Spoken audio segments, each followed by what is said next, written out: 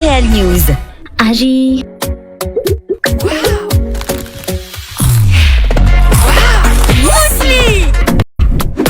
Muesli Makingeri am vidinin zatoare armunzi tir chocolat mandarin B vitamine sucicane natural Muesli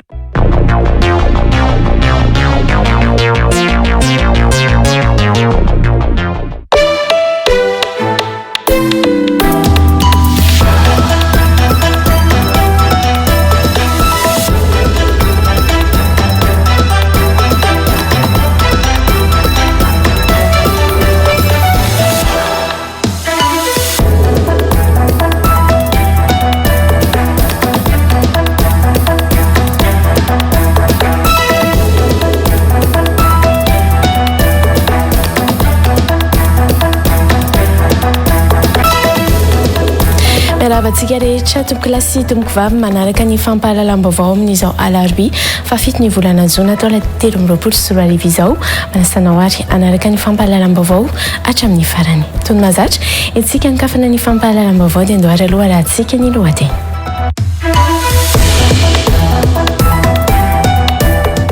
Fiakatra fito etsy ariary ny fandaniana amin'ny solika isam-bolana ho an'ny fanidirana groupe mandeha amin'ny gazoil ho an'ireo orinasa izay tsy maintsy mampiasa groupe vokatra ny fahatapahan-jiro raha ny fanadihadiana natao tamin'ireo orinasa izay nilaza fa tsy manana safidy afa-tsy mampiasa groupe ahafahana mampidina ny orinasan'izy ireo femenomenonana amin'ny alalan'ny tambazotra serasera ihany nefa ny tena betsaka ataon'ireo mpanjifa manoloana io délestage io hatramin'ny androany. Nankatoavin'ireo solombavam-bahoaka nandritra ny fandaniana fandroany volavolan-dalàna amin'ny feny arena kibony tany androany ny amerena ny vola ristorina avy amin'ny fitrandrahana ny arena kibony tany any amin'ny tahirim-bolam-panjakana na ny trésor public fa tsy alefa mivantana any amin'ny commune sy ny fitarihan'ny lehibe ny distrika fa tsy ny be ny tanàna ny komity mpandinika sy mpanaramaso ary mpanome lalana ny asa fitrandrahana. Nolavy ny solombavam-bahoaka tao anatin'ny fivoriana hita Ambarambe avokoa araka izany ireo fantsiana nentina tamin'ny asam-bomera fa ny fantsiana manontolo nataon'ny loholona no nolaniny ny solombavam-bahoaka misy 7 nandray anjara tamin'ny sangatanana androany. Isan'ireo malagasy manana ny manam-pahaizana manokana amin'ny renseignement i Arnevra Samuel izay nianarana nandritra ny entaona tany Rosia nandritra ny fitondran'ny filoha teo aloha Didier Ratsiraka izay nandeha fazy nianatra tany an-toerana tamin'ny taona 20 raha ny tantaran'ity mpanao politika filohan'ny antoko DHD Madagasikara izay nodimandry androany ity. Tao anatin'ireo mpanao politika nanana ny etikany ihany koa izy ary tsy nanjosotra na dia nisy aza ny fanenjehana azy tamin'ny tontolon'ny politika tamin'ny andron'ny filoha teo aloha Marc Ravalomanana raha nambaran'ireo mpiara-miasa aminy. Efa fanodinkodinam-bola ny fandraisan'ny Fédération Malagasy ny baolina kitra vola tamin'ny Prezimoni izay azony Barehatranina raha nambarany Amady androany manana zo manaitra ny fifasiny eo anivon'ny kafy ny fitondram-panjakana raha tokana nisy ny zavatra hita fa tsy nety tamin'ny fandraisana vola izay tokony ho an'ireo mpilalao tamin'ny fifananany tranona teo ho niatran'ny filohan'ny Confédération Africaine ho an'ny baolina kitra teo aloha izay nilaza kosa fa nety ny fanomezana 900 an'ny mpilalao tao anatin'ny tranona iny ary isan'ny tokony nahazo ny anjarany ihany koa ireo klub izay nangian'ireo mpilalao tsirairay. Entiny miora amintsika kosa indray ary zao ny tsara ho fantatra mahakasika ny vinavinany mety ho toetry ny andro ho amin'ny rahampitso alakamisy.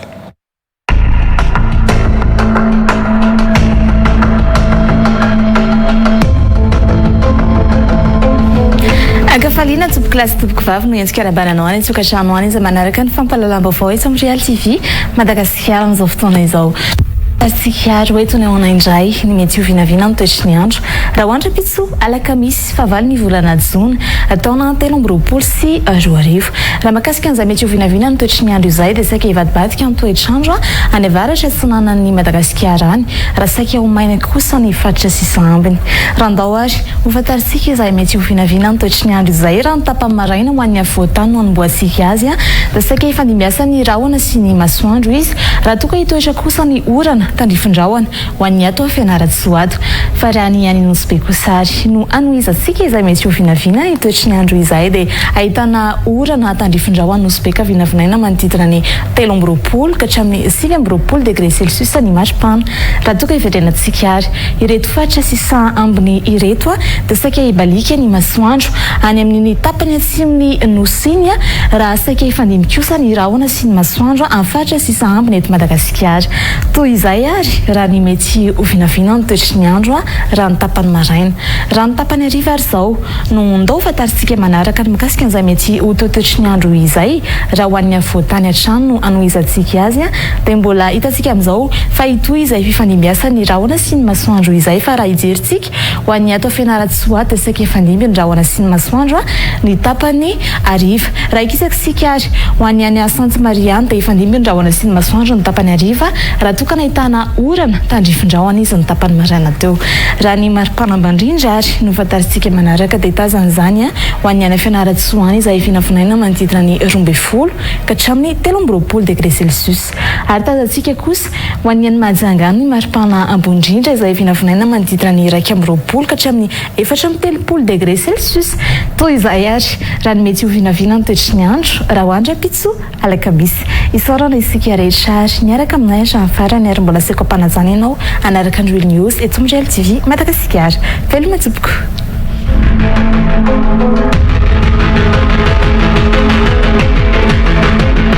Andohary aloha verenantsika vetivety ireo lohatenim-baovao milohany tena idirantsika ao anatin'ny ansibriany. Tafiakatra fito etsy ariary ny fandaniana amin'ny solika isam-bolana ho an'ny fanodirana groupe mandeha amin'ny gazoal ho an'ireo orinasa izay tsy maintsy mampiasa groupe vokatry ny fahatapahan-jiro raha ny fanadihadiana natao tamin'ireo orinasa izay nilaza fa tsy manana safidy afa-tsy mampiasa groupe ahafahana mampidina ny orinasan'izy ireo femenomenonana amin'ny alalany tambazotra serasera ihany nefa ny tena betsaka ataon'ireo mpanjifa manoloana io délestage io hatramin'ny androany. Nankatoavin'ireo solombavam-bahoaka nandritra ny fandaniana fandroany volavolan-dalàna amin'ny feny arena kibonitany androany ny amerenana ny vola ristorina avy amin'ny fitrandrahana ny arena kibonitany any amin'ny tahirim-bolam-panjakana na ny trésor public fa tsy alefa mivantana any amin'ny commune sy ny fitarihan'ny lehibe distrika fa tsy ny ben'ny tanàna ny komity mpandinika sy mpanaramaso ary mpanome lalana ny asa fitrandrahana. Lavy ny solombavam-bahoaka tao anatin'ny fivoriana hita ambarambe avokoa araka izany ireo fantsiana nentina tamin'ny asam-bomera fa ny fantsiana manontolo nataon'ny loholona no nolaniny ny solombavam-bahoaka misy 20 nandray anjara tamin'ny sangatanana androany. Isan'ireo malagasy manana ny manam-pahaizana manokana amin'ny renseignement i Arnevra Samuel izay nianarana nandritra ny entaona tany Rosia nandritra ny fitondran'ny filoha teo aloha Didier Ratsiraka izay nandeha fazy nianatra tany an-toerana tamin'ny taona 20 raha ny tantarany ity mpanao politika filohan'ny antoko DHD Madagasikara izay nodimandry androany ity. Tao anatin'ireo mpanao politika nanana ny etikany ihany koa izy ary tsy nanjosotra na dia nisy aza ny fanenjehana azy tamin'ny tontolon'ny politika tamin'ny andron'ny filoha teo aloha Marc Ravalomanana raha nambaran'ireo mpiara-miasa aminy. Efa fanodikodinam-bola ny fandraisan'ny Fédération Malagasy ny baolina kitra vola tamin'ny Presmoni izay azony bare hatrany raha nambarany Amady androany manana zo manaitra ny fifasiny eo anivon'ny kafy ny fitondram-panjakana raha tokana nisy ny zavatra hita fa tsy nety tamin'ny fandraisana vola izay tokony ho an'ireo mpilalao tamin'ny fifananany tranona teo ho niatran'ny filohan'ny Confédération Africaine ho an'ny baolina kitra teo aloha izay nilaza kosa fa nety ny fanomezana 100% an'ny mpilalao tao anatin'ny tranona iny ary isany tokony nahazo ny anjarany ihany koa ireo klub izay niangan'ireo mpilalao tsirairay.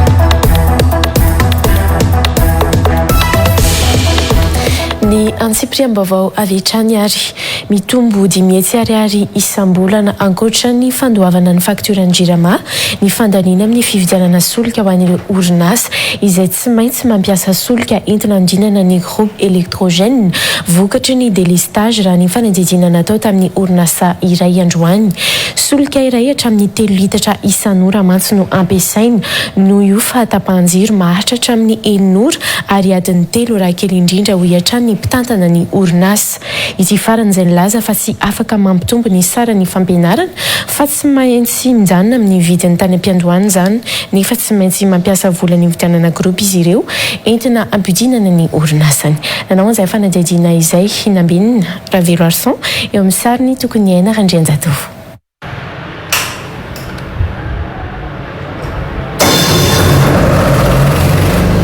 Tsy maintsy nividy sy nampiasa ity groupe mpamokatra herinaratra ity orinasa tsy miankina iray misehatra amin'ny fampianarana ity no ny fahatapahan-jiro lavareny mba ahafahany manodina ny asa ho aminy. tsy maintsy ampiasaina adiny 3 isanandro farafahakeliny ity groupe mamokatra herinaratra ity raha ny fanazavana omeny mpitantana ny orinasa. Nay zao groupe 8K viavo mahazaka nyty sekolina ity zany lafo de lafo ny vidin'izany avy eo indray mbola ny gasoil ihany koa mandany hatramin'ny 2-3 litres par heure ny groupe anankiray zany eny indray aloha izy mety hoe latsak'izay ihany mety 1 litre par heure rehefa tsy hoe tsy tena miasa be fa raha ao anatin'ny ray andro zany rehefa mitambatra zany rehetrarehetra zany dia mandany vola be mihitsy satria ny délestage zany amin'izao indraindray misy adiny 3 indraindray adiny 2 indraindray mandeha ny machine dia tapatapaka le izy tsy fantatro intsony hoe amelona groupe tsy amelona groupe voalohany indrindra aloha tena olana goavana ho an'ny orinasa rehetra ty fatapahan-jiro ty satria raha ohatra zany raha tsika hoe mandany ataontsika hoe 10 litatra isan'andro raha ao anatin'ny ray volana zany zay tsy latsaky ny 500,000 ariary any hoany zany raha ataontsika hoe miasa 20 andro zany. Tsy afaka nampitombo ny saram-pianarana na ny écolage nefa ny orinasa na dia mitombo azy io fandaniny io ho ny mpitantana ny orinasa miteraka fatiantoka ho an'ny orinasa nefa izany. Tam'le tena enjana izy adiny 3 maraina adiny 3 hariva zao zany izy mba mena adiny 3 eo fa enjana ihany zany rehefa tena isan'andro zany ianao na dia ny manipulation le groupe bataina avoaka tsatoka tamin'izay mampiditra mpianatra dia efa fixena dia milo zany hoe zao ny charge ho an'ny taona dia efa zaraina zany iny hoe isaky ny 2 volana izy ny mandoa vola efa vita lamina daholo zany zavatra rehetra vao manomboka mianatra izy ka raha misy ny olana amin'ny resaka jiro aty aoriana tsy afaka andeha ho teneninao le mpianatra hoe ho ampiakarina le charge eny voany eny zany fa tsy maintsy mifanarahana tamin'ny voalohany ihany. Ho an'ity orinasa lehibe iray nanaovana fanadihadiana ity ndraiky kosa voatery tsy maintsy mampiasa groupe ny orinasa ahafahana manodina herinaratra na dia sady mampiasa herinaratra indrirama ihany koa azy. Efa tafiakatra hatrany 20 litatra isan-kerinandro ny fandaniana amin'ny solika izay tsy maintsy mihodina ora 9 hatramin'ny ora 9 isan'andro raha kely indrindra ho ny tompon'andraikitry ny orinasa. Le délestage nampiakatra be ny charge ny société tourne eo amin'ny 6-7 euro ny groupe mandany eo amin'ny 150 litres eo par semaine zay amin'ny resaka groupe fotsiny. Eo amin'ny zany hoe raha atao vola zay eo amin'ny 700,000 ariary eo mafesatra be le izy tafiakatra eo amin'ny avroeny eo ny fandaniana ny ho an'ny société satria ny ampy an'le osina carburant farany teo iny koa le izy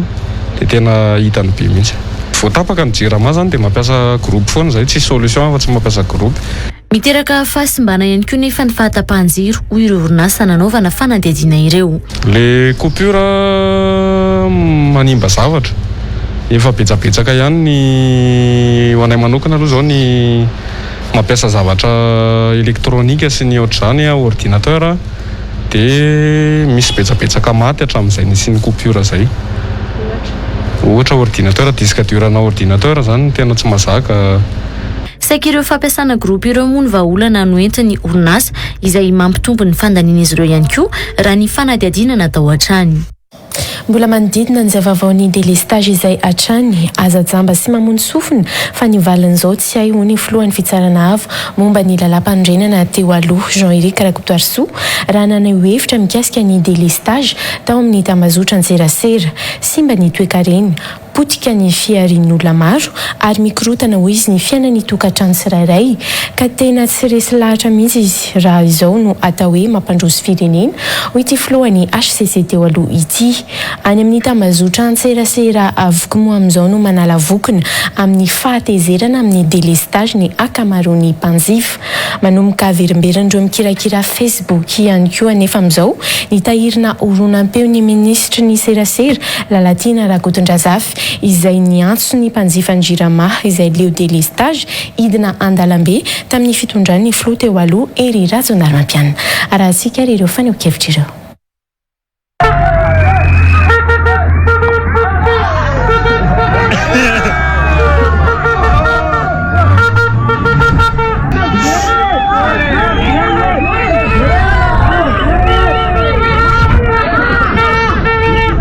anatin'ny 2 herinandro izao ny sesiny nandalambe maneho ny atezerany noho ny fahatapahanjiro ny mponina teto andrenivohitra toy ny tao atsimndrano nahitana ny taosy andoharany fotsy votovorona alakamisy feno arivo ho an'ny mponina varadrano alasora distrikena Ambohidratrimo Ivato Andranomena Atomadinika ary ny teto andrenivohitra tao amin'ny boriboritany voalohany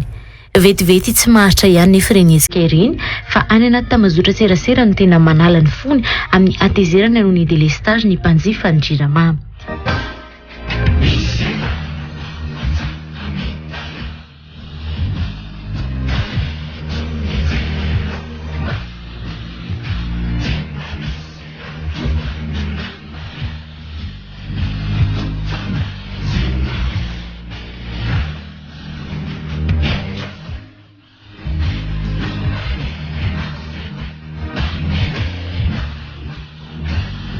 Nalaza tao anatin'ny 2 andro izay ity hira firana FFPM 107 ity ary nanjary lasa hira fanefa ny fahatapahany herinaratra na ny délestage. Hatrany anatin'ny page Facebook ny JIRAMA official no efa ataon'ireo mpikirakira tamazotra Facebook fanalana andro sy fanalana fahasorenana sisa ny vanehoan-kevitra any ka na hatramin'ny fampitam-baovao izay mety vahaolana ataon'ny orinasa JIRAMA azy lasa hanaovan'ny mpampiasa tamazotra serasera esteny na ironia sisa. Tao anatin'ny 2 volana niverenan'ny délestage be saika isan'andro ny fanohan-kevitra ny mpikirakira ny tamazotra serasera Facebook.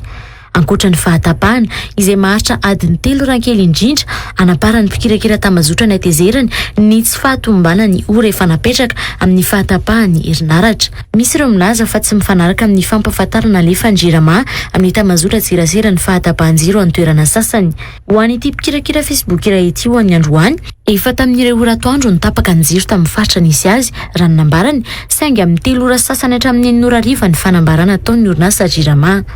Eo ihany koa ireo maneho hevitra hafa izay milaza fa fanapahana adiny 3 ora ihany no voalaza kanefa tsy mifanaraka amin'izany akory ny mitranga.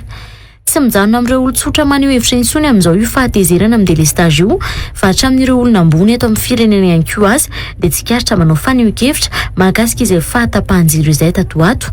Isan'ny paritaka aingana indrindra tao anatin'ny tamazotra serasera ny faneho-kevitra ny filohan'ny fitsarana avy momba ny lalam-pandrirana teo aloha Jean-Éric Rakotoarsoa miezaka ny tsy ho tezitra sy tsy mitsara fa izay ny fahendrena napetraka ny razambe sy ny fitaizana ra-panahy araka ny fomban-drazana nefa na izany aza tena tsy resy lahatra mihitsy hoe izao no atao hoe mampandroso firenena. Simba ny toe-karena potika ny fiarian'ny olona maro mikorotana ny fiainany tokantrano tsirairay. Aza jamba sy mamono sofina tompoko fa nivaliny izao tsy hay. Naneho ny fahatezerany tao amin'ny Facebook ihany koa i Patrick Rarmanana filohany antoko vitatsika io. Leo kosa ry JIRAMA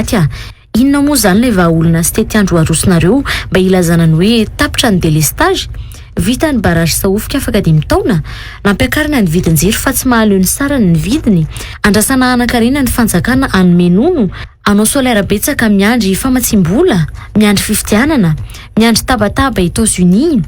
Zay ianareo miala fa tsy mamely. Tao anatin'ireo naneho hevitra ihany koa ny pejiny sy teny miavatory 3-24 Rovina ihany vao tapitra ny délestage nijaly ny vahoaka efa bitsaka ihany izay vola nomeny izay. Averimberiny mpikirakira Facebook amin'izao moa ny fitabadabany Lalatiana Rakotondrazafy tao amin'ny onjam-peony rehefa nanakihana fatratra ny délestage tamin'ny fitondrany filoha teo aloha Era Jaonarmampianina.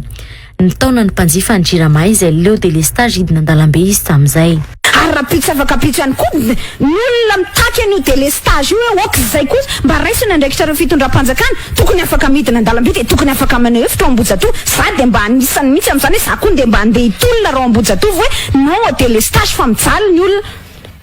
Ankehitriny zany tsy misy moyen mihitsy ahafahanao mampita amin'ilay fitondram-panjakana hoe tsy faly ianao vahoaka amin'ilay délestage. Any anaty Facebook ianao no mipesteko iza ny heno anao any iza namaky anao any efa mila anopa mihitsy hoe dia tena tsy rara ny JIRAMA tsisy ilaina azy dia tena mampijaly le vahoaka tsisy ilaina n'ity fitondrany ty any ianao menimena dia sasarety la. Hatreto dia mbola mijanona ao anatin'ny tamazotra serasera Facebook ihany ireo faneho-kevitra rehetra menimenina amin'ny délestage lavareny amin'izao.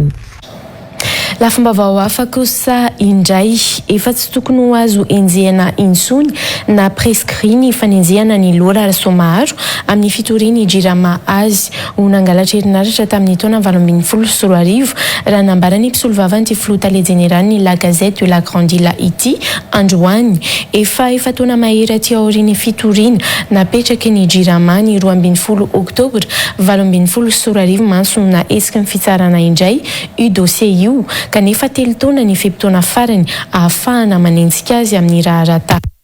araka ny voalaza ao anatin'ny andin'ny fahaefatra amin'ny fehezan-dalàna famaizana ny code de procédure pénale ny mpisolo vava mikasika ny fitoriana napetraky Brigitte Razak dia tsy misy ny porofo manamarina ny fisiany fakana vola tsy ara-drariny na extorsion de fonds sy ny fanalambaraka tamin'ny alalan'ny petadrindrina na graffiti araka ny fitoriana izay napetraky Brigitte Razak na dia efa natao aza ny fisavanana ny perquisition tao an-trano ny Lola Rasomaharo ho hiatrany ny mpisolo vava azy ny resaka tamin'ny moy Tojo Rabefatra sy Andrabisotra.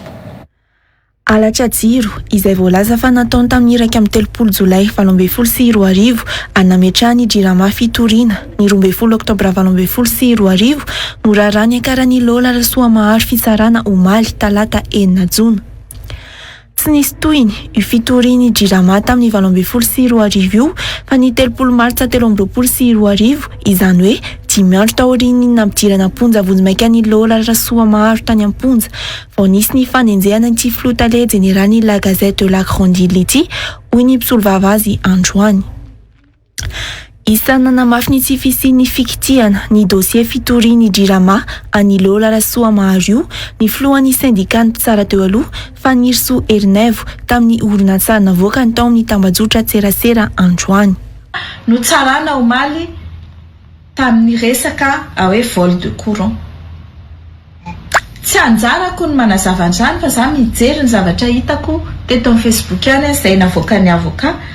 dia voalaza fa vol de courant tamin'ny 2018 no hitorinany Lola Rasomaharo izay actionnaire ao amin'ny SMP ngambany izay Société Malagasy de Presse izany hoe La Gazette izy actionnaire tsy izy rery ny actionnaire ilay fitoriana dia tamin'ny 2018 tsy nisy toy an'io fitoriana io raha tsy 2023. Nambarany mpisolo vava ny Lola Rasomaharo fa tsy tokony sintsony io fanenjehana io telo taona aorian'ny fitoriana araka ny voalaza ao anatin'ny andin'ny fahaefatra amin'ny fehezan-dalàna famaizana na ny code de procédure pénale kanefa dia izao nofoaziny izao indray ny 30 Martsa 2024 lasa teo. No mafisy ny Nirso Ernevo fa tsy tokony sintsony io fanenjehana ny Lola Rasomaharo io rehefa tsy noetsehany fitsarana tao anatin'ny telo taona ny raharaha. Ny lalàna nefa dia milaza fa ny fitoriana sy ny eloka raha ataontsika hoe misy ny eloka eo anivon'ny tribunal correctionnel dia misy prescription na mi fetrandro telo taona izany hoe prescrit ao anatin'ny telo taona ka raha ohatra izany nametraka fitoriana ilay olona ka tsy misy zavatra nataon'ny fitsarana toy ny elanelana izay ao anatin'ny telo taona anatin'izany 4 taona zany dia atao hoe prescrit ny action publique ka eo zany dia nanaonao foana indray koa izay mpitsarana indray ny dossier io nanokatra ny prescription amin'io 4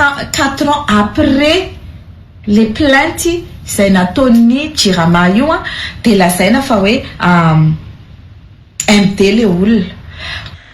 Fitoriana noho ny fitakiana vola tsy ara-drarina extorsion de fonds sy fanalana baraka na diffamation napetraky Brigitte Razak ny 20 Martsa 2024 ka antony nisamborana ny Lola Rasomaharo sy nampidirana zamponja vonjimaika ny 15 Martsa lasa teo. Nambarany mpisolo vava ny Lola Rasomaharo fa fitakiana tsy ara-drariny volatra amin'ny €2 nataony PDG ny La Gazette de la Grande Île taminy nanomboka ny volana Oktobra 2024 sy fanalam-baraka azy tamin'ny alalan'ny graffiti no votoantany fitoriana ny Lola Rasomaharo nataony Brigitte Razak. efa nosavaina sy nojerena ny trano fonenan'ny Lola Rasoamaharo sy ny orinasany saingy tsy nahitana porofo mikasika io fanalambarako io na fitakiana vola tsy ara-drariny hoy ny mpisolvava azy.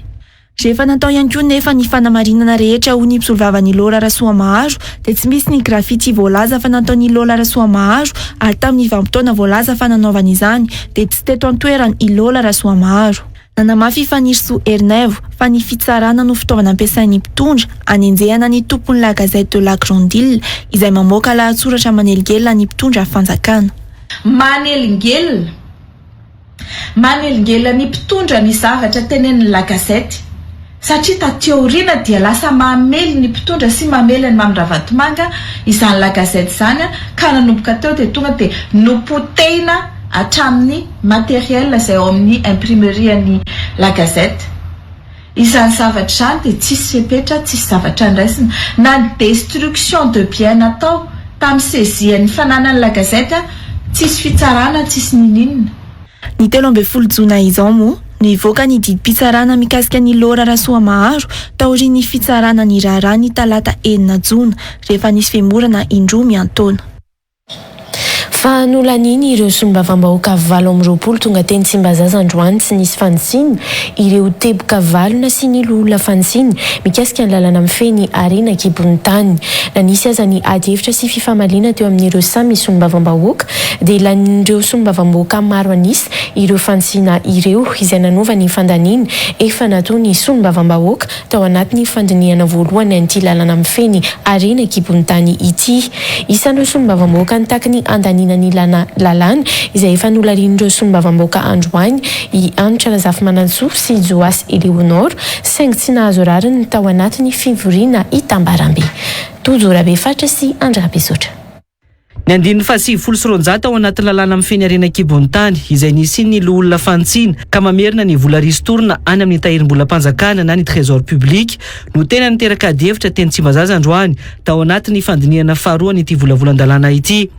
Ny fanomezana mivantana ny vola ristorina ho an'ny commune moa no efa nolaniny ny solombavam-bahoaka tao anatin'ny fandaniana voalohany ity lalàna mifeny arena kibon'ny tany ity ny 12 lasa teo ka mbola nanamafy an'izay fitakiana izay ny solombavam-bahoaka sasany tao anatin'ny ady hevitra androany. Betsaka ny ady hevitra makasika ny tao commission ary namoahana amin'ireny hevitra rehetrarehetra ka iverina endrika tonga président fa amin'ny mahasolombavam-bahoaka ny Madagasikara tsika raha metrahana zany lanjany antemera-pirenena zany dia tokony tazomina zany ilay version ny Assemblée nationale. Ny hevitro nakana dia aleo zany ale version ny Assemblée nationale ihany tsika satria ny teny efa entanana nandritra ny 4 mandat zany ary mahafantatry zany vola makany ny tsofa dia matetiky eny voatavavelona ampantona ny commune tsy misy dika koa zany hoe jerena hevitra politika zao na sara zao rehefa nianafana nefa io ady hevitra io dia nangataka ny sitaka ao anaty fivoriana ny filohan'ny vondrona parlementaire IRD mpisolo toerana Seta Rajoel. Somary misy ady hevitra maromaro izy ty monsieur le président araka ny afatra napetraky ny filohan'ny vondrona IRD amiko amin'ny maha-intérim anazy dia mangataka kely izay eo anivon'ny groupe parlementaire IRD mba hanao ady hevitra kely raha sitraka ao ahafahanay isitaka kely izay ahafahanay mandray fanapa-kely fa zay ngamba no afatra azo dia mampita an'ilay afatra monsieur le président.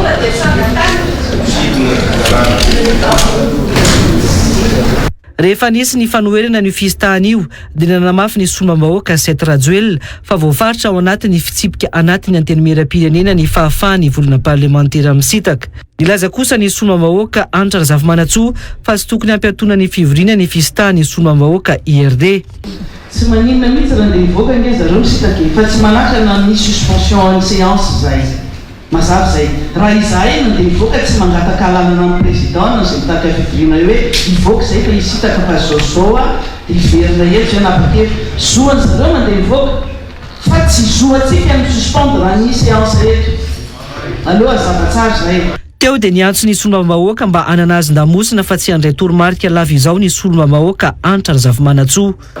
raha ohatra izy ka tianoana ny hevitra ny Sénat aleo mivoaka ny tsara fa ny zavatra rehetrarehetra izay nitapahana teto amin'ny antenera-pirenena raha nitapahan'ny député RD tao amin'ny travaux de commission nitsopahany teto amin'ny séance plénière satria nisy les consignes parti dia ohatra izay ihany koa dia zavatra ty hoe ny zavatra nitapahany maro anisy ianareo hoe nanapaka nyty teto amin'ny anivon'ny séance plénière version anareo hoe itedirin'ny antenera-pirenena ty zao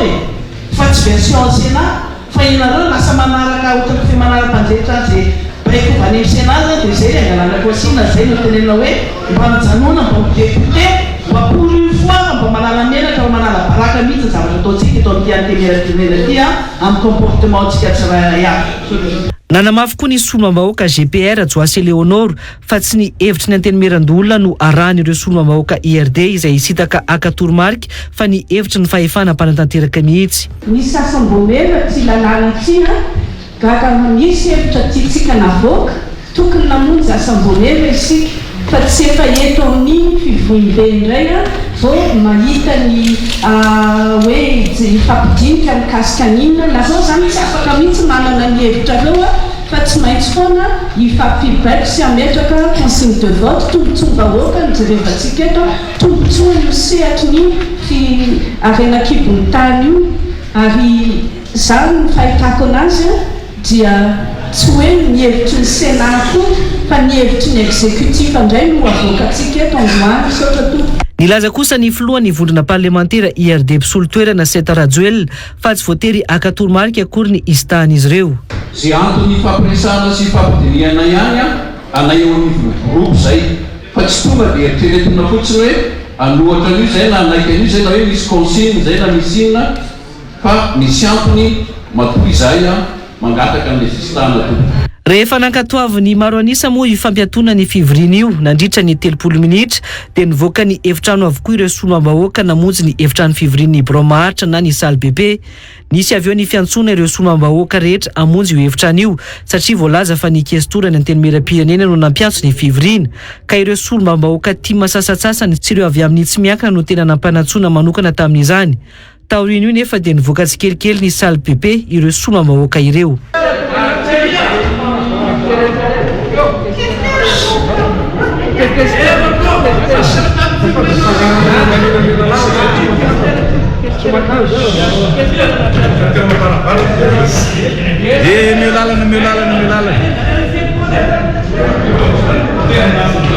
Taorian'ny fiatona dia tsy nisy intsony ny ady hevitra mikasika io lalàna io fa nirosona avy hatrany ny fandaniana ny lalàna amin'ny firenena-kibon-tany. Tsy tazana nandany ny lalàna intsony avy eo ny solombahoaka Antra Razafimanantsoa no sady tsy nanatrika ny fivoriana tao amin'ny salle bebe ihany koa.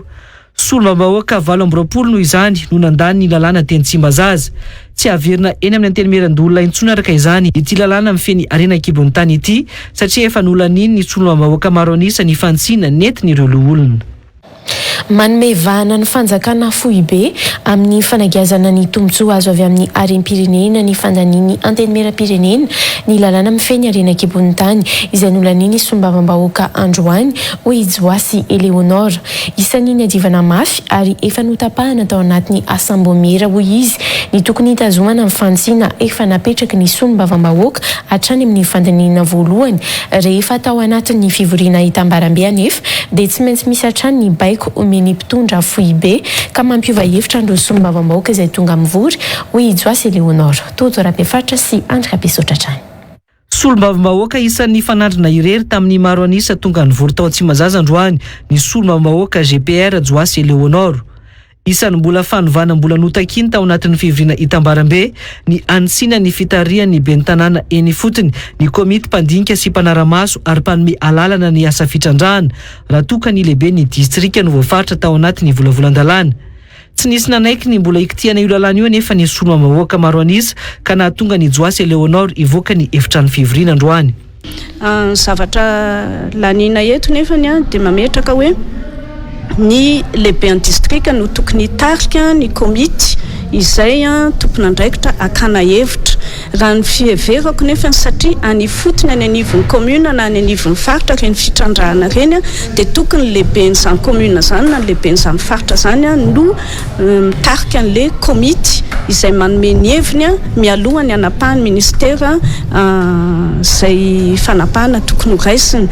lalan-tsaina le izy fa io mo fievitry ny eto anivon'ny antenimera aloha raha fandaniana iarahana nahita teo dia tsy maintsy mifanjakana foana no mandidy manapaka amin'ny anaran'ny vahoaka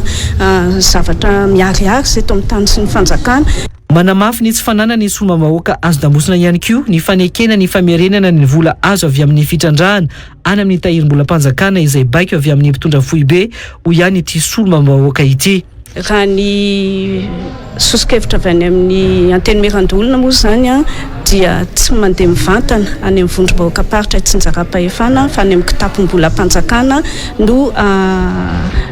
andrefasana azy izany zavatra zany tsisy tsy hoe tsipaka ny lalàna fa mivokatra zavatra zay dia tsy sitraka ny vola io mihitsy ireo vondrom-bahoaka paritra tsinjaram-pahefana betsaka ny ohatra amin'izany na avy any amin'ny QMM na avy any Ambatovia dia iarahantsika malala fa tsy miverina any amin'ny commune ny ristourna izay tokony hositrahan zareo ao anatin'ny tatitra nataony fitsarana momba ny compte milaza mazava an'izay fa giazana eo anivony kitapom-bolam-panjakana eto ny safidy nataony avy ao amin'ny asam-bomera hoe tonga dia mandeha mivantana any amin'ny tahirim-bola na commune na faritra zany ristourna zany nitsipaka ny fanapa-kevitra ny asam-bomera tao amin'ny antenimera-pirenena io moa ny solombavam-bahoaka maro anisa androany fa nanaraka ny fantsiana netiny antenimerandolona fanody mandry androany tamin'ny ora maraina teo amin'ny 17 taonany ny filohan'ny antoko politika DHT Madagasikara nadina mahaolona ho an'ny demokrasia Arnaivo Rasamuel efa mpikamana teo amin'ny birao politika ny antoko Arima tamin'ny Repoblika Faharoa sy Fahatelo izy no sady efa filoha-lefitra ny filakevitra momba ny tetezamita tamin'ny taona 2024 ihany koa isan'ireo malagasy nanana diplôma ambony indrindra tamin'ny renseignement na antota-kevitra ihany koa moa i Arnaivo Rasamuel hoy raha tsy maharimanga na itsy mampiara-miasa taminy ny aretin'ny soika izay efa nitaiza azy no niteraka ny fahafatesana io raha ny fanadihadiana natao hatrany nomena ravaharivony sy tokony aina Randrianjatovo efa tany amin'ny lycée no nanao politika Arnaivo Rasamuel hoy ny mpiara-miasa taminy ny filoha teo aloha Didier Ratsiraka no nandefa azy nianatra tany Rosy nandritra ny 1 taona nanomboka tamin'ny taona 27 ny siansa politika sy ny tontolon'ny antota-kevitra na ny renseignement no nianarany tamin'izany ary isan'ireo malagasy mafy ny teny rosiana, anglisy sy frantsay Arnaivo Rasamuel raha nambarany mpiara-miasa taminy. Ny dadabe zany mpitolona tamin'ireny fanafahana Madagasikara reny MDRM zany dia ohatran'le nepita tany aminazy zany le raha tamin'ny tontolo fanaovana politika. Sehatra politika izy tamin'izany fotoana zany dia taty amin'ny taona 20 izy dia nalefa ny filoha Ratsiraka nianatra tany Russie izy momba ny science politique dia momba ny service de renseignement ary eto zany tiako tenenina hoe izy nanana gasy anisany nanana diplôma ambony indrindra raha resaka renseignement zany ny KGB mihitsy no nanofana azy tamin'izany fotoana zany. Ho an'ny tontolo politika mpiambana tao ny birao politika Arema i Arnaivo Rasamuel tamin'ny Repoblika Faharoa sy tamin'ny antsasaky ny Repoblika Fahatelo ny taona 2024 kosa izy no nanangana ny antokony manokana ny DHT Madagasikara. Efa mpanolontsaina munisipaly sy mpanolontsaina tamin'ny ministera samihafa ihany koa i Arnaivo Rasamuel akoatra na filoha-lefitry ny CST azy tamin'ny taona 2024. Mpanao politika nanapakady ary nijoro tamin'ny foto-keviny i Arnaivo Rasamuel tao anatin'ny fotoana niasany. I Arnaivo dia anisan'ny mpanao politika feno izy satria anisan'ny olona strateza izy no mamola volana stratezia tao anatin'ny antoko politika natao amin'ny Arema zany nataty amin'le DHT izay 2009 zany ary anisan'ny angamba izy ohatrany hoe mpanolontsaina mihitsy tamin'izany fotoana zany satria amin'le hoe stratezia azy zay dia tena anisan'ny hevitra izay noentiny anisan'ny raisin'ny président Ratsiraka mihitsy tamin'ny fitantanana ny tany sy ny firenena teto Madagasikara. Manana hevitra izy indrindra amin'ny hoe famolavolana zany hoe projet de société ampantroana ny firenena. Isan'ny nijoroany Arnèvre Samuel ihany koa ny fahasahiana ho itsima izay niara-niasa taminy. Anisan'ny mpanao politika tena masahy mijoro izy i Arnèvre Samuel miaraka tamin'ny Alain Ramanson reny ary anisan'ny voentsika izy tamin'ny 2007 teto amin'ny 13 mai satria anisan'le hoe nitaky ny hoe fialan'ny jadona teto amin'ny firenena izy tamin'ny fitonandra Valomanana dia nenjehan-dralahy zany izy saika mivonoan'ny olona teo izy zany nenjehan'ireo le partisan-dra Valomanana tamin'izany fotoana zany. Ny tena mampiavaka azy zany olona manana personnalité izy mijoro amin'ny foto-kevitra izay ananana izy, olona manana etika, manana moral izy. 10 taona hoy ny zanany no nolona tao anatin'ny tontolo politika i Arnèvre Samuel. Tena ny fiainan'ny ray manontolo nanomboka izy vao nanomboka nianatra nanao étude supérieure tany ivelany dia efa tao anatin'ny politika izy nianga teto izy dia efa arema zany hoe raha ataontsika hoe ndosiny fahafatesany 67 ans tena mety ny 50 d'années amin'izay na mahery dia politika tena politika. Nanana olana ara-pahasalamana i Arnèvre Samuel hoy ny zanany ka izany no nitarika ny fahafatesany. Mana problème de santé maromaro izy fa tena anisany mavesatra indrindra zany dia problème cardiaque dia insuffisance rénale efa sous dialyse izy dia nanao insuffisance cardiaque izy dia nanao arrêt cardiaque dia tsy tanatsony ny any androany. Isan'ireo consultant mpiara-miasa amin'ny Real News ny vavaomarina sy ny fandaharana l'invité du jour i Arnèvre Samuel fony fahavelony. Na dia teo azo itsy fahasalamana io isan'ireo mpanao politika mpitondra famakafakana izay tsy nandany mpanao gazetiny Real News izy rehefa nantsona ka ifampiresaka. Isan'ny vahiny farany tamin'ny fandaharana l'invité du jour niarahana tamin'ny Gasikara Fensoa izy ny volana febroary 2024 izay mbola nampantanjaka azy i Arnèvre Samuel sy ny fomba fiteniny. Ao anaty fitondram-panjakana tsy mandehandeha ho azy zany fa misy famatipatitra daholo ary misy mifampitazana sy namany foana koa zay mifandeha izy. Ny fianakaviam-ben'ny Real TV Madagasikara moa dia mirary fiononana feno ho an'ny fianakaviana sy ny ankohonany tokola Arnèvre Samuel. Ho fahatsiarovana azy izay indrindra dia isy ny famerenana ny l'invité du jour izay ny vahiny anany teto amin'ny Real TV ny fahaenambin'ny folo ny volana janoary taona 2024 lasa teo izay anasananao anaraka izany aorian'izao fampahalalam-baovao izao.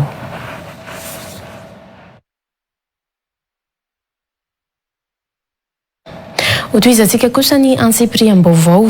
endrika fanodikondinam-bola na détournement ny fandraisan'ny mpiambana eo anivon'ny fédération malagasy mbola kitra vola avy tamin'ny prise monnaie azon'ny ekipa pirenena Bariachana tany Algérie farany teo ho ny filohan'ny confédération africaine mbola kitra teo aloha Ahmad Androany tsy ao anatin'ny sata sy ny fitsipika anatin'ny feny fédération mihitsy mantsy ny fandraisan'ny mpiambana ao anatin'ny vola raha ny nambarany afaka manaitra ny FIFA izany ny fanjakana malagasy mahakasika ny fandraisan'ny fédération vola tao anatin'ity prise monnaie ity raha nisy izany ho iatrany Ahmad izay tranga tsy hoe hekeny kafy sy ny FIFA mihitsy raha ny nambarany atrany mendrika zafindratsima sy anjaraka tondray.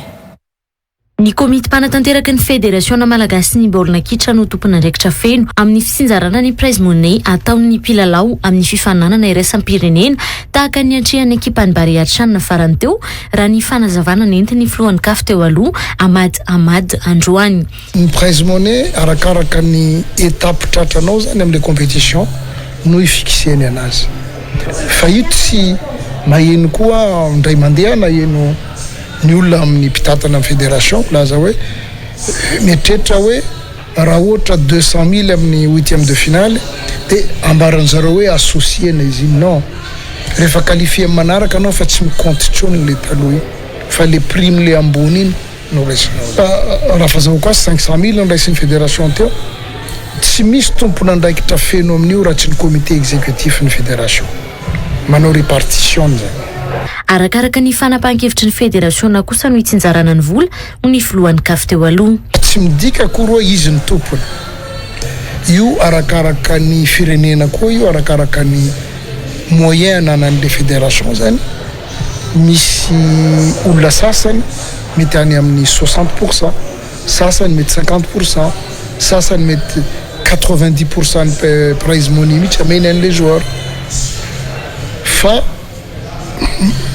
logique hitako natao teto toa hoe 60% namena an'le joueur. Tsy azo ny fédération atao kosa ny mandray vola ao anatin'ny prize money io raha nambaran'ity filohan'ny CAF teo aloha ity. Le neambiny tsy hoe kory fampizaran'ny membre ny fédération interdit zay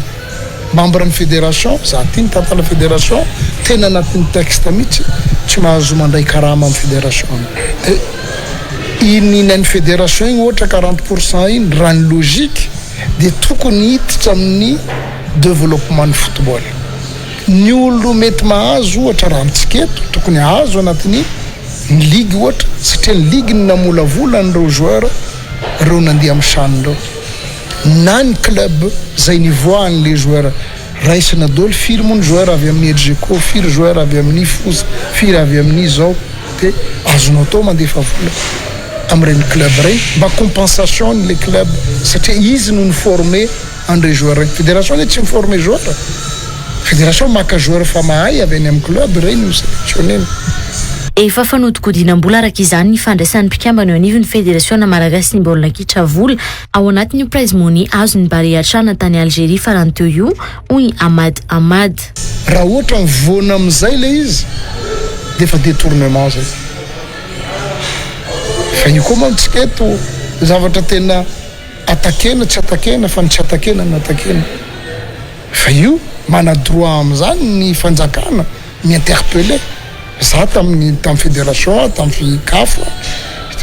mana droit mi-interpeller fa tsy manasazy izy mi-interpeller de mi-alerter an'ny FIFA na mi-alerter an'ny CAF hoe misy zavatra tsy mety ty satria zavatra ato anatin'ny firenenay ty tsy tianay izy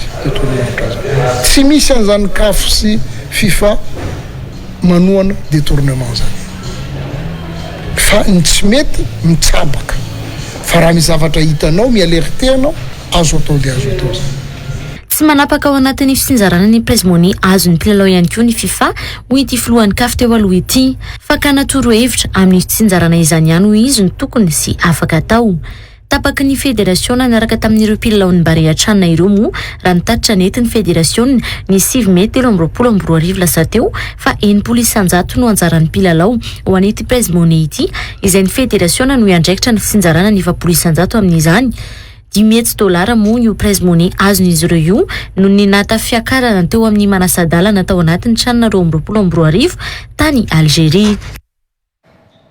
Fa raim-pianakaviana iray no namony ainy ary vehivavy iray niaraka tamin'ny ankiony no naratra vokatry ny lozam-pifamoivoizana izay niseho teny Avaradou ny atoandro tamin'ny 1:10 raha nambaran'ireo nanatitra mason'ny loza teny Antoerana. Taxi B144 tapakisatra no nandonany kodiaran-droa miisa roa teo alohany ka niteraka ny loza. Nipitika tany ambany taxi B161 ireo moto ireo ka tany no nifatratra ireo mpianakaviana namony ainy io hiatrany ireo nanatitra maso ireo androany. Mikael Andry Anjaka sy Anzara Kotondray.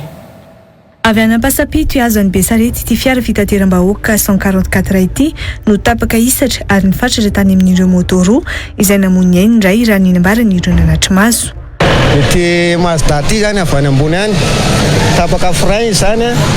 dia nisy moto sy tôbila teo alohany dia le moto sy tôbila zany voadona iny zany nataony kaly frein tao dia le nitondra an'le vino voadona an'le ry dia mipiditra tato amban'le 161 dia tao izany bataina le tôbila zany dia nisokiriny izy dia nentina tany amin'ny hôpitaly fa indrisy zany fa tsy azony ny ainy. Olona roa nitaingina moto no tovo mafy ho hiatrany ireo nanatry maso. Le tamin'ny vino zany ohatrany tsy haiko na mpianaka na mpivady fa le mety le ramose tamin'ny vino tsy dia naninona fa le rangany tena vomavy tao amban'le tôbila le 161 mba isorn'Andriamanitra mba tafajany izy fa iny foa vao nandeha le 161 zany dia tonga dia voapotsika tao le tondra le vino.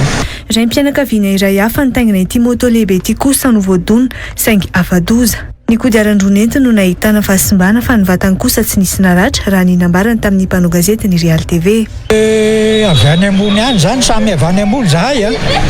dia olona miorakoraka fotsiny reko fa zavatra nidoboka be a dia tonga dia mipitika tambonin'ilay moto ako dia zay dia tsy naninona aloha raha zany tratra angamba dia tena vo maty ako raha zany tratra aloha fa le mitondra ny teny tratra voalohany. Matety pitranga ny losan'ny mpifamoivoizana eto amin'ity fidinana Varado ity ary hamoizana ain'olona trany hoy ireo mponina angatahan'izy ireo ny tokony hametrahana casseur de vitesse eto amin'ny lalana. Eto mahita aminay matetika misy an'izay accident zay foana raha maratadidinareo mpanao gazety eto zao nisan'le rarahana civil sy miaramila iny dia talohan'izay nisan'izy bakely maty a dia talohan'izay nisan'le tapapiran'le nitondra ciment iny a dia mba mangataka ny fitondrana mahefa zany mba nisy casseur de vitesse amin'ity fa tena be loatra le accident eto. Ankoatra ireo moto ireo dia fiara roa ihany koa no voadonan'ity taxi B 144 ity saingy rehefa tsy naninona ny fiara dia nanohy ny lalany. Efa nitanana Vonjomaika ao amin'ny brigade Betongolo moa ny mpamily ity fiara Mazda 144 ity anaovana fanadihadiana raha ny tatra azo hatrany.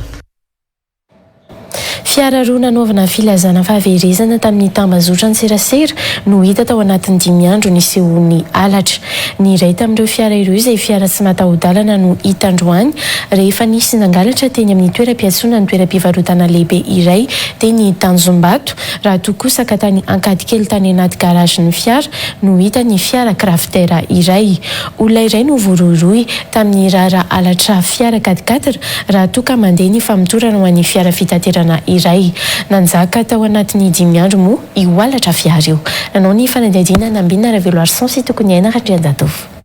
Niantsena tao amin'ny trano fivarotana iray lehibe teny Tanjombato ny tompon'ity fiara tsy mataho-dalana ity omaly talata hariva lasa teo ka nanjana tao amin'ny toeram-piatsonan'ny fiara io fiara io tamin'ny fotoana io raha nambara ny tompon'ny fiara very. Tao anatin'ny 30 minitra no nandeha niantsena izy raha nambarany ka tamin'ny fotoana niverena no tsy tintsony ny fiara. Tsy naharitra eto loha zany tena tsy mahafantatra mihitsy fa ny lakile ny tomobila dia ity amiko ity nandiko azy dia verina avy eo ako tsy tentsony ilay tomobila tamin'ny ray ora sasany mahery 4 minitra teo zany tonga teo amin'ny Jimbo fa ny fotoana izay nahavery zany tsy fantatra teo amin'ny tamin'ny 4 taona tamin'ny firy. Nisy ireo entana sarobidy tao amin'ny fiara tamin'ny fotoana nahaverezany hoy hatrany ny tompon'ny fiara. Nandritra ny fotoana ny fampiresahan'ny mpanao gazety taminy androany tamin'ny 2 ora sasany nilaza ity raim-pianakaviana izay avery fiara ity fa efa hita io fiarany io araka ny antso voarainy. Efa hita satria ny polisy nasional efa niantsona teo dia mbola tsy fantatra mihitsy inona zany zavatra misy ao anatin'ilay tomobila zany amin'izao satria misy dossier misy zavatra maro sarobidy ao anatiny izay tsy hotononoko eto dia eo zany mahita inona zany zavatra mety misy ao anatin'ilay izy. Tamin'ny fampitam-baovana avoaka ny polisy nasionaly tao amin'ny pejiny no namoahana izy ireo fampahafantarana amin'ny fahaverezana io fiara io. Nambara tao anatin'izany fa mpamily taxi iray no voasarinitra tamin'ny alatra ity fiara tsy mataho-dalana ity. Ankoatra ity fiara tsy mataho-dalana ity, isan'ny nanaovana antso fahaverezana tao anatin'ny tambazotra Serasera ihany koa ity fiara Craftera iray ity izay very sabotsy 3 jona lasa teo ary tomaly hariva tamin'ny garage Ankadikely. Saingy efa voaova ny fiara raha ny vaovao ny paritaka hatrany. Hiditra amin'ny pesidoka kosarisika.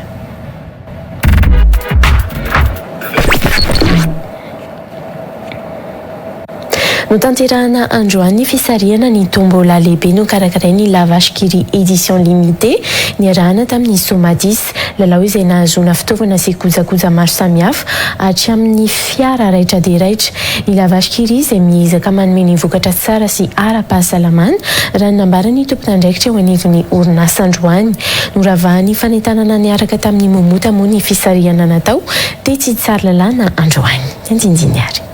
Ny La Vache qui rit moa zany izay vokatra azo avy amin'ny ronono dia tena mitondra fahasalamana ho an'ny ankizy, ho an'ny tsy ny ankizy irery ihany fa ho an'ny fianakaviana manontolo satria feno ny otrikaina ao anatiny, misy vitamine, misy zinc, misy fer, indrindra misy calcium, mahavokatra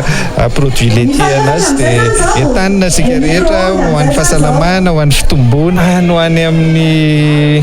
manodididina ny 3 hetsy isam-bolana eo na hatramin'ny 5 hetsy ihany ho any isam-bolana. Bashkiri Sambola. Androany moa zany ny andro lehibe fisarihana ny lalao lehibe tombola la Bashkiri izay niarahany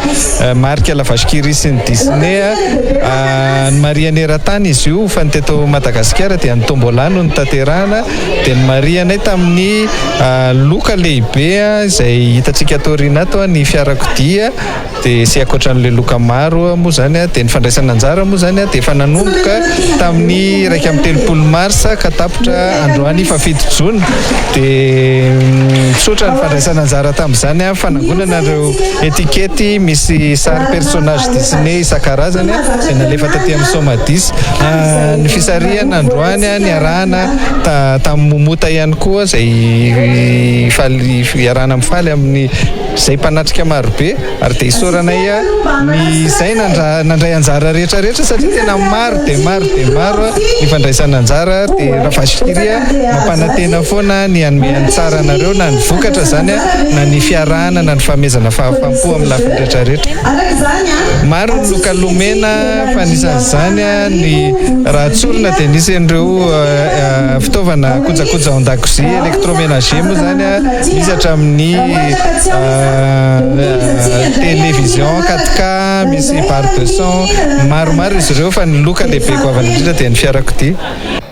Ho amin'ity alina ity dia irojo avy ao amin'ny MPE indray no vahintsika miara-bandrojo. Miara-banantsy dia miara-bantsika rehetra na tokantrano ihany koa. Ny MPE moa efa tsy misy vena amintsika fa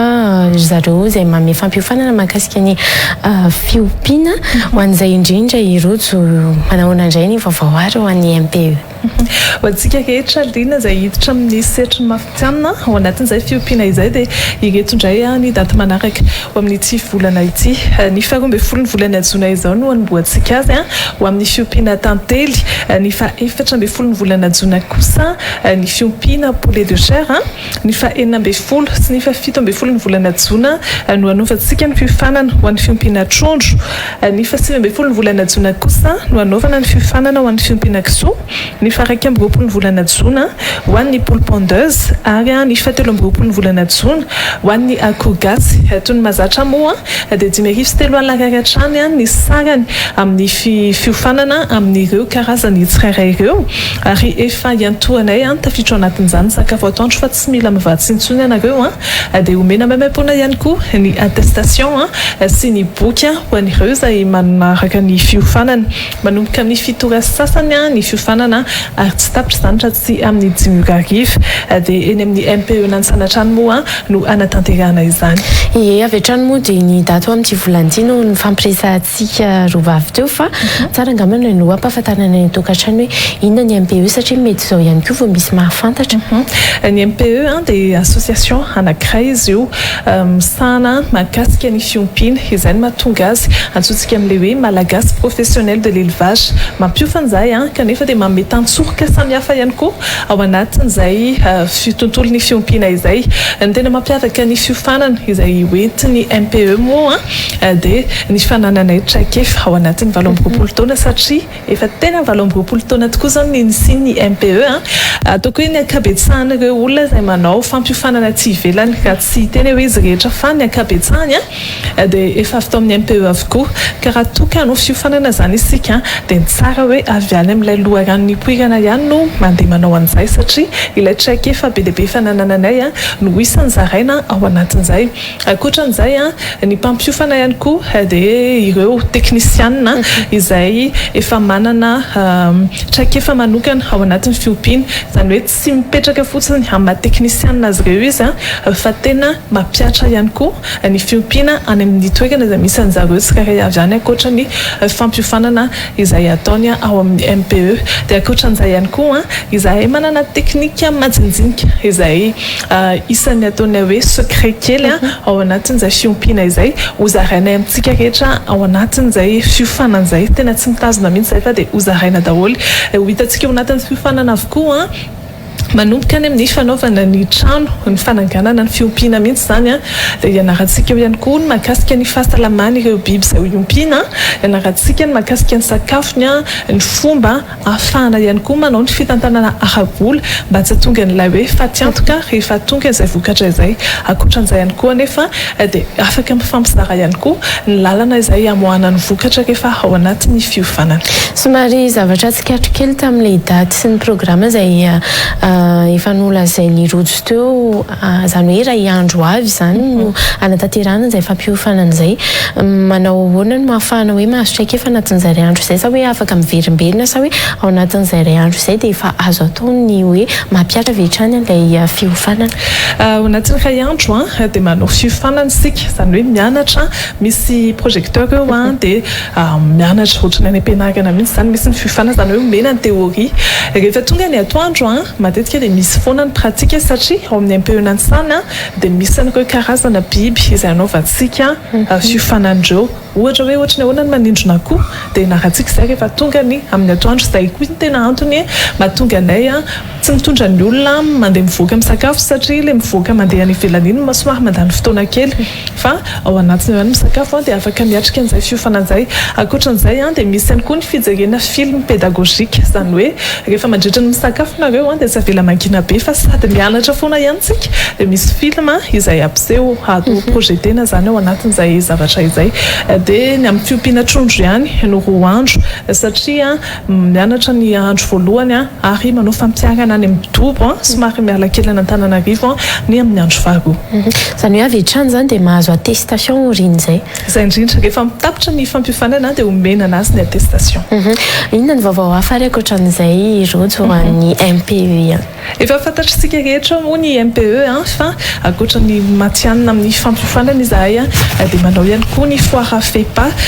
Efa niarahantsika nanao ny FEPA anjeny faefatra ambin'ny folo teo, ny foire de l'élevage et de la production animale, fa dia efa misokatra indray koa ny fisoratana ao anarana ho an'ireo izay te handray anjara ao anatin'ny FEPA, ny foire de l'élevage, de la pêche et de l'agriculture. Izany hoe batsika rehetra izay misehatra ao anatin'ireo tontolo ireo, misehatra ny fiompiana, ny fambolena ary ny jono ka manika indray anjara ao anatin'ny FEPA dia efa misokatra ny fisorantana anarana. Ny laran'ny tarobia no ahafahantsika mifandray dia efa hitantsika eo amban'io ny 038 22 416 60 na ny 033 12 416 60 ho antsika rehetra izay maniry amin'izay zany.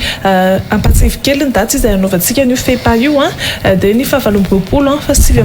ny 17 ny volana septambra ary ny voalohany volana oktobra ho avy zao. Eny rehefa mamarantsika rojo ny fintony ny fampiresantsika ho an'ny androany moa zany indrindra fa ny fampasahivana ihany koa andreo daty ho amin'ity volana ity. Aveko pasahivana ary ny daty izay anaovantsika ny fiofanana ho amin'ny fiompiana matianina amin'ity volana ity miaraka amin'ny MPE Nansana. Ny 12 ny volana jona ho avy zao no anaovantsika ny fiofanana ho an'ny fiompiana tantely, ny 14 ny volana jona ho an'ny akofa kananofo, ny 19 sy ny 17 ny volana jona ho an'ny fiompiana trondro, ny 17 ny volana jona ho an'ny fiompiana kisoa, ny 19 ny volana jona ho an'ny akopana todilava ary ny 17 ny volana jona no ho an'ny akoho gasy. Ny saran'ny fanaovana ny fampiofanana dia 5,3 ariary isaky ny fiofanana izay ataontsika, efa tafiditra ao anatiny io atao ny sakafo atoandro ary isy omena maimaimpona ny boky sy ny attestation. Manomboka amin'ny fito ora sasany fiofanana ary tsy tapitra raha tsy amin'ny 5 ariva ary eny amin'ny MPE Nansanatrany eny irery ihany no anatanterantsika ny fiofanana. Ireto laharan-tarobia afatsika izay manao ny fisoratana anarana ny 033 12 416 60 sy ny 038 22 416 60 dia manentana antsika rehetra izay maniriditra an'izay ametraka fitokisana amin'ny efa matianina tao anatin'ny 17 taona. Ankasitrahany ny rojo ny vainty eto amin'ny fampahalalam-baovao tamin'ity alina ity. Misaotra anao sy dia misaotra antsika rehetra.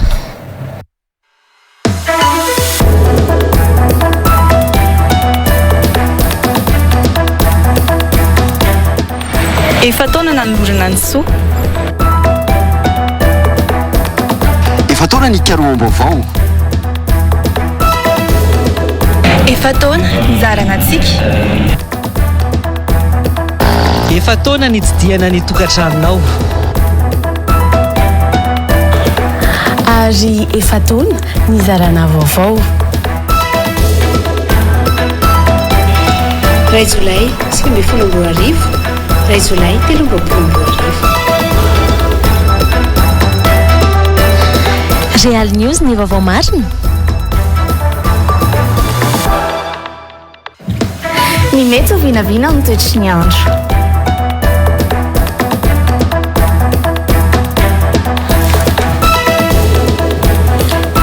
L'invité du jour. Mankalaza ny fahefataona, Real TV, mieux que le meilleur.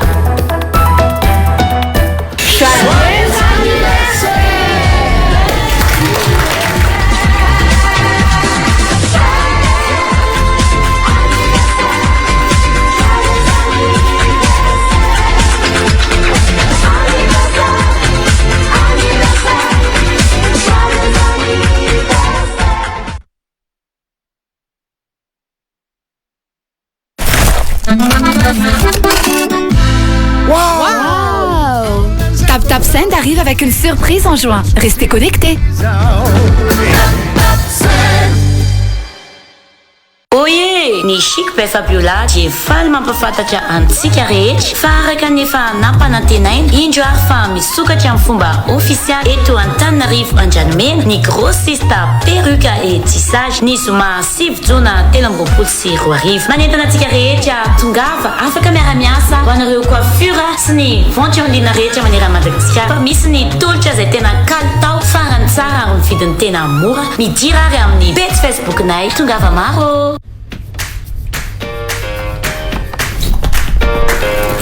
1, 2, 3, 4. What are you waiting for? Come on, follow me. Come on, dance with me. Just lead your destiny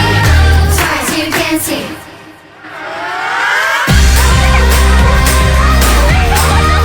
Du bon lait, une crème onctueuse. La vie, ça se dévore comme un kiwi. Kiri, kiri, kiri! Soyez les bienvenus.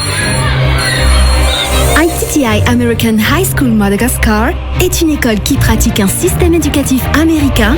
100% en anglais et accrédité internationalement, en salle et en ligne pour vos enfants de 3 ans à 18 ans. Préscolaire, école primaire, collège, jusqu'au lycée. ITTI American High School Madagascar prépare de manière unique les élèves à devenir des citoyens du monde. Obtenez votre diplôme d'études secondaires à Madagascar qui est accepté à la fois aux États-Unis et à l'étranger, Harvard University, Washington State et tant d'autres. Franchissez les prochaines étapes de votre éducation ou de vos projets professionnels. Confiez vos enfants à nos enseignants certifiés et expérimentés. ITTI American High School pour un avenir meilleur. Enroll today for the good of your kids. Email Manzakalu H264M 038 69 222 43 033 07 222 43.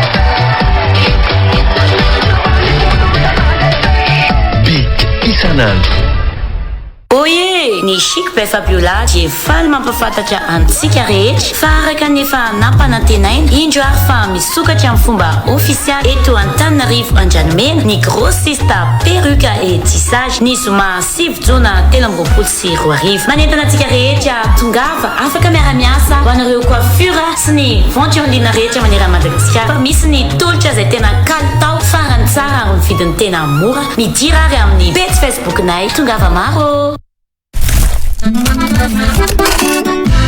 Wow! Tap Send arrive avec une surprise en juin. Restez connectés.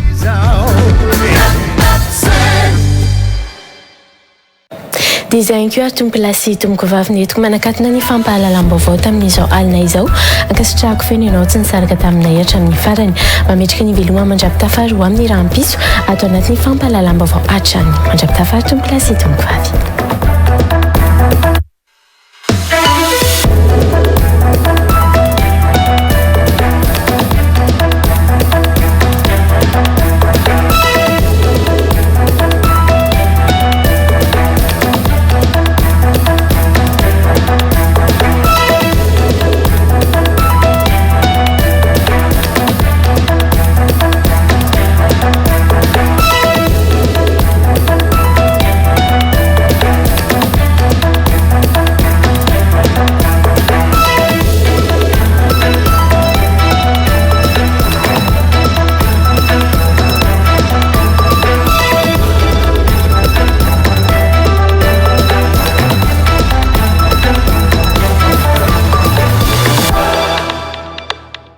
Real News Natulchi. Sanji Batelma, des actualités uniques, dynamiques et renversantes dans Real News. Si.